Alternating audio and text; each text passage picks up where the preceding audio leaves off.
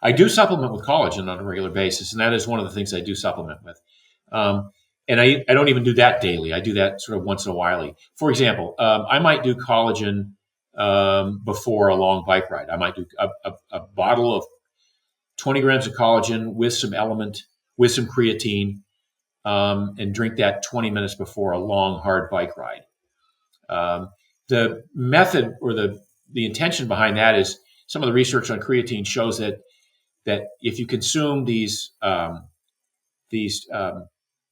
diantripeptides just before a workout, that the tendons that you're using, in my case the Achilles, will take up those nutrients more readily, because you're actually using the tendons and pumping them, and there is not a great deal of blood supply to tendons, so you have to sort of look at these tendons as sponges that are squeezing and sucking it up, squeezing and sucking it up every time they contract and relax. So that's the method behind the pre-bike collagen supplementation.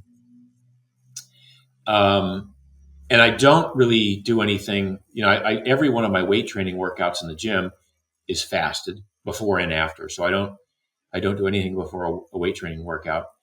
And I don't really eat for an hour or two after a weight training workout. And not necessarily intentionally. It's just that that's how my schedule usually works itself out. But I found that over time that it works for me, that I perform just as well fasted as I would if I'd eaten a meal, maybe better because I don't have a belly full of food.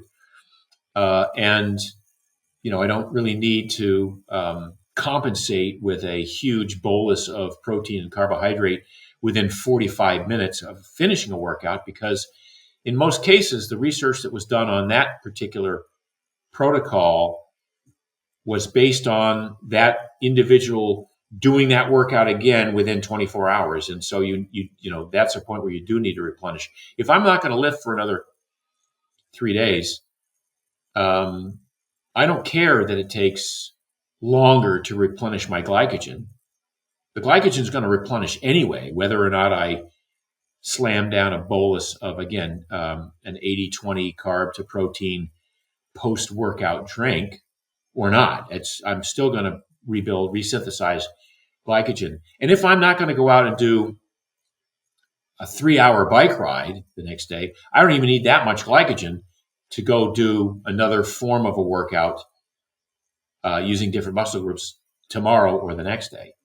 So much of what I do is based on the timing of the workouts and my wanting to benefit from the workouts by giving as much rest in between those individual workouts. I did a post on Instagram a week ago or maybe 2 weeks ago where I laid out my south of France routine, because I don't have access to the same equipment or the same protocol there. So it would be stand-up paddle for an hour and a half, day one, long hike, day two, heavy gym workout, day three, and bike, day four, and then repeat the cycle over again. And so in each of these cases, I'm using different body parts, different muscle groups, and different cardio components.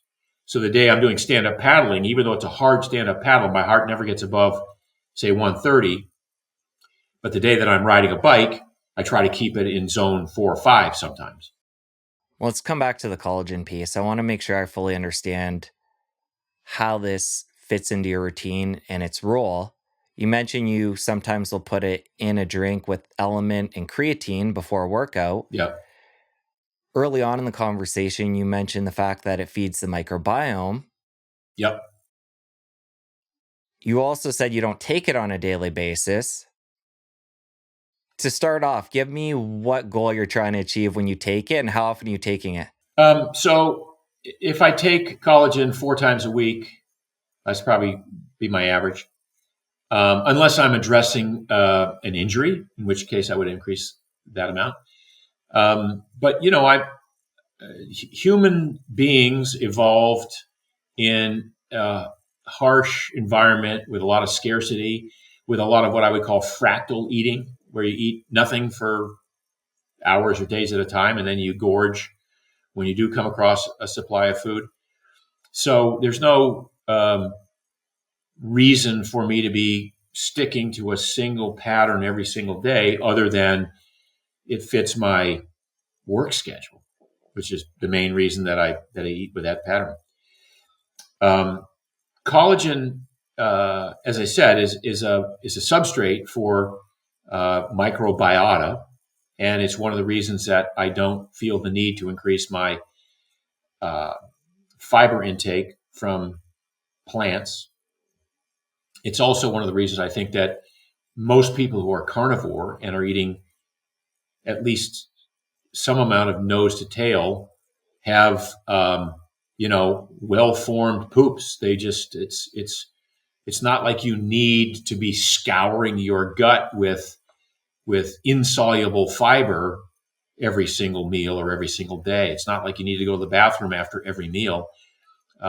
Most of what is in fecal matter should be bacterial turnover, and to the extent that it's undigested food particles and undigested hard matter from insoluble fiber, so be it. But that's not a requirement.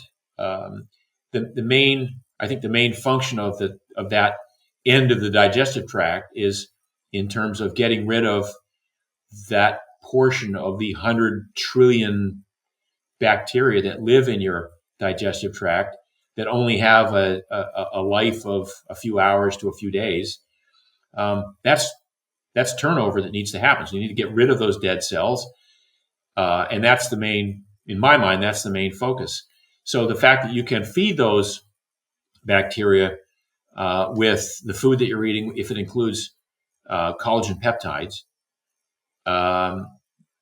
obviates the need to be consuming insoluble fiber that many people would argue is necessary for the health of the microbiome. So now about collagen, I don't include it in my daily number of grams of protein because collagen is not it's not used for muscle tissue, right? Collagen is used directly to repair. I mean, some of the amino acids can contribute to the pool, but here's a great example. When you buy a collagen supplement, it might say 10 grams of collagen or 20 grams of collagen per scoop. But then if you look at the daily value of protein, because it's a protein, you look at the daily value of protein, what does it say? 0. How is it a protein and you've taken 20 grams, but it's 0 daily value? Because you can't live on collagen. That's why I say it should be the 4th macronutrient. So a full amino acid profile would then give you, like you would find in whey protein isolate or any number of the protein powders or any of the supplements that you take that are protein muscle building. They would say, 10% of the daily value or 20% of the daily value. But collagen, by its very nature, is not life sustaining. There was a program back in the 80s, maybe the 90s as well, called the liquid protein diet. And people died on that liquid protein diet because the liquid protein was basically collagen. It was gelatinous collagen, and it was not life sustaining. So people would say, well, all I'm eating every day is my liquid protein. It's 500 calories. It's 120 grams of protein, but it was all collagen. And people literally suffered congestive heart failure and had all sorts of electrolyte issues because they assumed, because it was protein, that it was the right kind of protein and it was life sustaining. It was not. So that's the reason when you go buy a collagen supplement, it should say daily value 0%. That is so interesting. And it's interesting that we're obviously looking at this, as you mentioned, the 4th macronutrient. The pushback you could get in this whole section with collagen would be, doesn't it just break down into amino acids? add to the pool, whether it be whey, whether it be collagen, either way in the digestive system, it's going to break down. Yeah. What you're saying here is it's not like that. It's not adding to our daily protein. Yeah. And there's something special going on with the physiology there.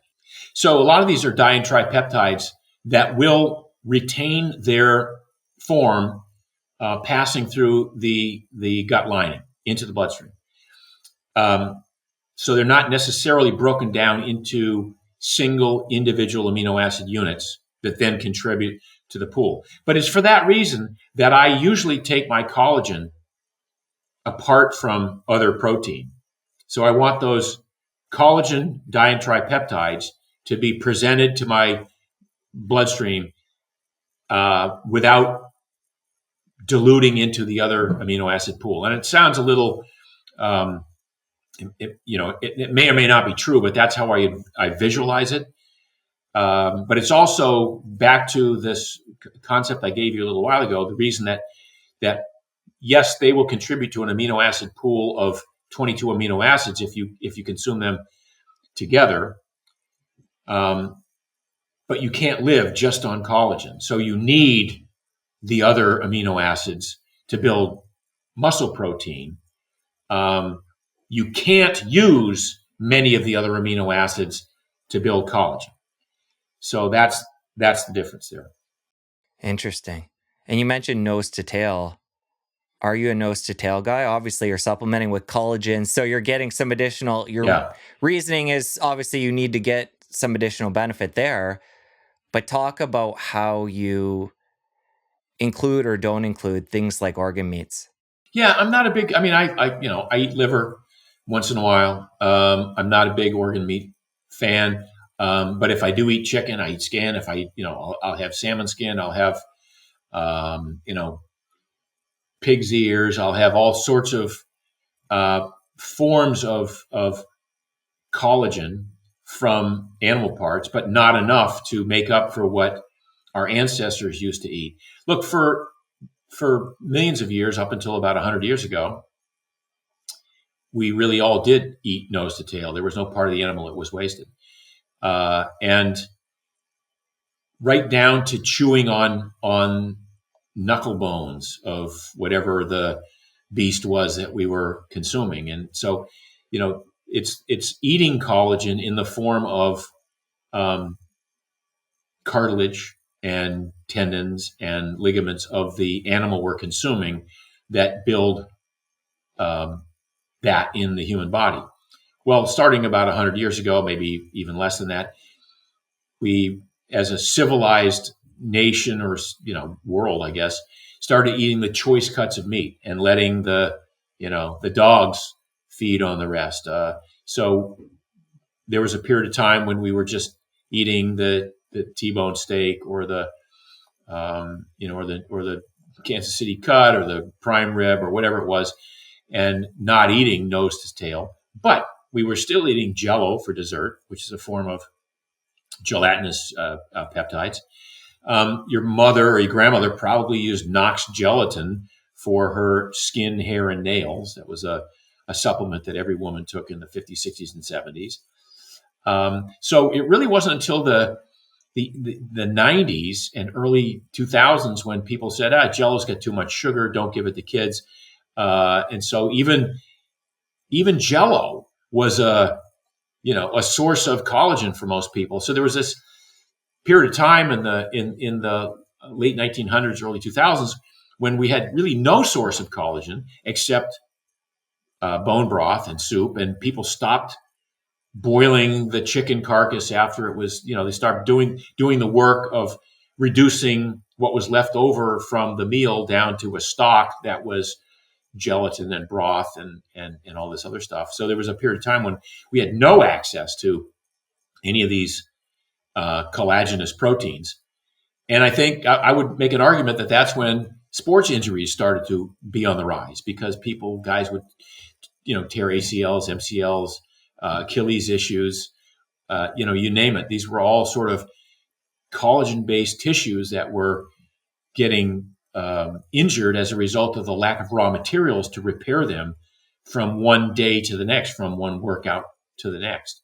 So that's what sort of ushered in the new era of bone broth, when bone broth became a thing 15 years ago, or when people started, you know, reintroducing bone broth into their lives. When collagen supplements started to take effect, and that's, my story is that I got a bad both legs bilateral Achilles tendinosis, where I thought my career as an ultimate frisbee player is over because I can't sprint, because for a year now I've had this tendinosis in my Achilles, and I had a orthopedic surgeon suggest that I go in and get they'd slit the back of my leg open, they'd scrape down my Achilles, they'd wrap it up for 3 months, and then I'd do 9 months of rehab, and I'd be back to 85%. I'm like, screw that. And I went back to the drawing board and go, oh my God, I haven't been taking in any of the raw material my Achilles needs to repair itself on a regular basis. So I started supplementing with collagen powders, 30 grams a day, 40 grams a day. And in 4 months, this tendinosis that had plagued me for the last year and a half, and I thought was going to end my career, went away, completely resolved. That's when I realized, okay, this is what we got to do. I'm onto something here. And that's when I started making Primal Kitchen collagen supplements, because I felt it was, that powerful. You brought up bone broth and gelatin. Are those currently part of your diet, or is collagen where you get that special, the special components we're talking about here? Yeah, I get it from collagen supplementation, because I just don't have the time to be making bone broth. My wife does not like to cook, so that is what it is. So we don't spend it. Now, my daughter, was an amazing chef and has written a book called Kitchen Intuition. She'll make bone broth. She'll make, all of these stocks and soups and things like that. And she's very aware and cognizant that her 2.5-year-old and 5-year-old need these. But in my case, that's why I supplement with collagen powder. A lot of times now you can go to the health food store and get pre-made quality bone broth, and we've even bought and powdered gelatin and made healthy gummies at home for the family too. So for people out there that want different options, yeah, they are out there now. For sure. How do you feel about different types of collagen? You talked about different animals, and you can even see on the back of certain supplements they take. I know, type 1, type 2, yeah. Exactly. From different animals, they'll combine them together, and the assumption there is this is a more robust, complete collagen supplement when that's done. How do you look at that? Do you try and get different types, different animals? I don't. I mean, every once in a while, I'll do some marine collagen. I'm mostly a bovine collagen guy. I'm patterning my intake after the Native American lifestyle, which is mostly bovine or bison, buffalo sort of combination there. I don't pay too much attention to mixing and matching my collagen types. If you enjoyed that clip, you're going to want to head over here and catch a full episode. I'll see you over there. Dietary fiber is not that necessary if you are taking in, for instance, larger amounts of collagen-based products, because the gut bacteria, the gut biome loves collagen.